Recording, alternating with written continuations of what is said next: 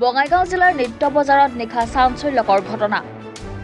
বাইতাবাৰী আৰক্ষী চকীৰ অন্তৰ্গত নিত্য বজাৰত সংঘটিত হয় গুলীচালনাৰ ঘটনা কায়েতপাৰাৰ প্ৰথম খণ্ডৰ আব্দুল সালামলৈ লক্ষ্য কৰি গুলীচালনা কৰে অচিনাক্ত দুৰ্বৃত্তই এখন বাইকত আহিছিল অচিনাক্ত দুৰ্বৃত্ত সৌভাগ্যক্ৰমে গুলীচালনাত গুলী লগাৰ পৰা ৰক্ষা পৰে দোকানী আব্দুল সালাম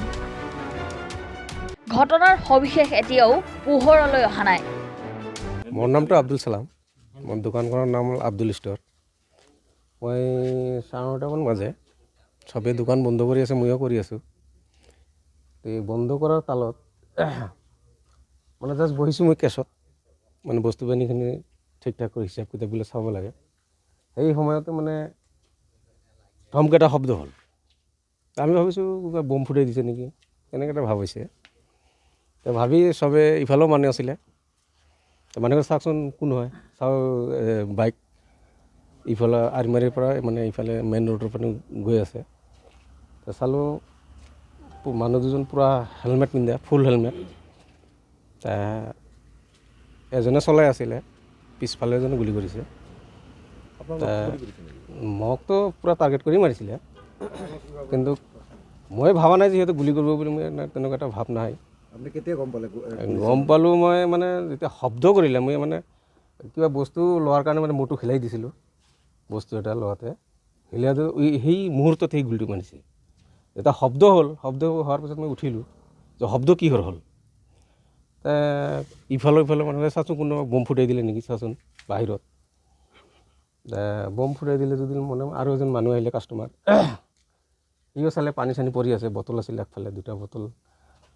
পানী পৰি আছে তো মই ভালকৈ লক্ষ্য কৰিলোঁ যে বম ফুটাই দিলেতো কিবা এটা গোন্ধ আহিব ন গোন্ধ অহা নাই চালোঁ বটল ফুটা পানী ইফালে মানে চিটিকি পৰি আছে মোৰ এটা সন্দেহ হ'ল কি হ'ল বস্তুটো সিও ভাবি আছে ময়ো ভাবি আছোঁ কি হ'ল তো পিছফালে মই লক্ষ্য কৰিলোঁ চাবোনৰ বেগ এটা আছিলে চব ফাটি পৰি আছে তাৰ পিছফালে চাবোনৰ বেৰাত পূৰা গুলিটো লাগি আছে তেতিয়া মোৰ সন্দেহ হ'ল যে গুলি কৰি দিলে তেনেকুৱা মই শত্ৰু পোৱা নাই কাৰো লগত কাজিয়া ফেচালো নাই নাই কৰা নাই মানুহ দুজন বাইকত আছিলে এজন চলাই আহিছিলে এজন পিছফালে বহি আছিলে নাই চাব পৰা নাই মই ফটককৈ উঠিয়ে মানে উঠাৰ লগে লগে মানে পাৰ হৈ গুচি গ'ল বাইকখন মানে আৰিমাৰীৰ পৰা ইপিনে মেইন ৰোডৰ ফালে গৈছে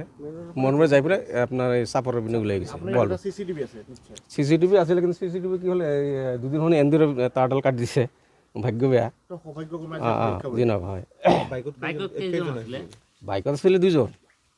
এজন আগফালে মানে চলাই আছিলে পিছফালে বহি আছিলে বাইকত বহি গুলি কৰিছে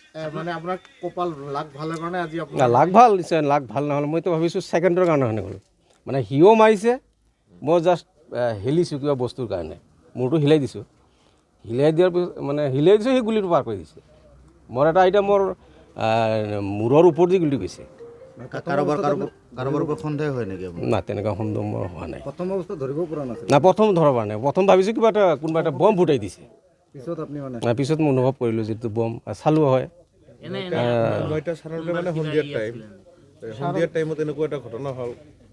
সন্ধিয়া মানে 9:30 বাজে সময় যিটো ঘটনাৰ সময় 9:30 তাৰপিছত অপেন গুলি কৰি থৈ গ'ল মানুহো আহিলে ইফালৰ পৰা আহিলে চালে সেইখিনিয়ে লাষ্টত আৰক্ষীকো আমি জনালোঁ বৈতামাৰী আৰক্ষী চালে চাই মেলি গুলিটো ওলালে আপোনালোকেও চালে না নিশ্চয় ভুগিছোঁ প্ৰথমতে যদি মানে ভবা নাছিলোঁ এতিয়া অলপ মনত ভয় ভাৱ এটা আহিছে এনে ঘৰ মই কাইতপাৰা পাৰ্টন মোৰ নামটো আব্দুল সালাম মোৰ দোকানখনৰ নাম আব্দুল ষ্ট'ৰ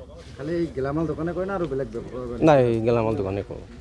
আগতো মিস্ত্ৰী কাম কৰিছিলোঁ বাহিৰে আছিলোঁ ডিব্ৰুগড় যোৰহাট পিনে কাম চাম কৰি আছিলোঁ লকডাউন হোৱাৰ পিছৰ পৰা মই যেনেকুৱা মানে দোকানখন দি বহি গৈছোঁ আৰু এতিয়া ল'ৰা ছোৱালীও ডাঙৰ হৈছে নাই এতিয়া শেহতীয়াকৈ কোনো ধৰণৰ মানুহৰ লগত কাজিয়া নাই এতিয়া মোৰ মনত পৰা নাই দেই ব্যুৰো ৰিপৰ্ট এনি ভাৰত 24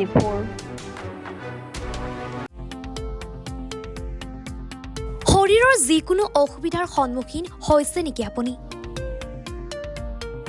শাৰীৰিক সমস্যাৰ প্ৰতিকাৰ কেৱল আমি দিম অভিজ্ঞ চিকিৎসকে দিব সুপৰামৰ্শ